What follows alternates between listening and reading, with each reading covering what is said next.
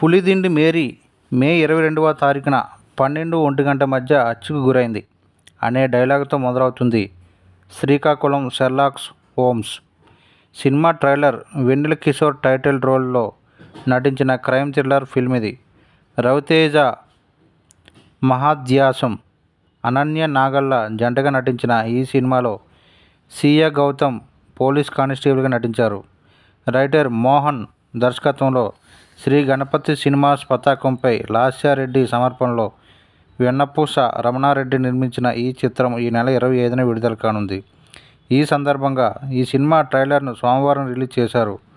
3 నెలల మధ్యలో 3 చావులు, ఇంకెన్ని చావులు చూడాలయ్యా ఈ బీచ్లో, ఇంద్రధనుస్సులో కలర్లు 7, ఈ క్రైమ్ సస్పెక్ట్లు కూడా 7. నా కాడ ఇన్ఫర్మేషన్ ఉంది, కన్ఫర్మేషన్ కోసం చూస్తున్నాను, ఇక తీగ లాగడమే అనే డైలాగ్స్ ఈ ట్రైలర్లో ఉన్నాయి. శ్రీకాకుళం షెర్లాక్ హోమ్స్ టైటిల్కు వెన్నెల కిషోర్ జీవం పోశారు. షెర్లాక్ ప్రవర్తనలో హ్యూమర్ ఉన్నప్పటికీ కేసును పరిష్కరించడంలో అతని తెలివితేటలు ఆడియన్స్ను ఆకట్టుకునేలా ఉంటాయని చిత్ర యూనిట్ పేర్కొంది.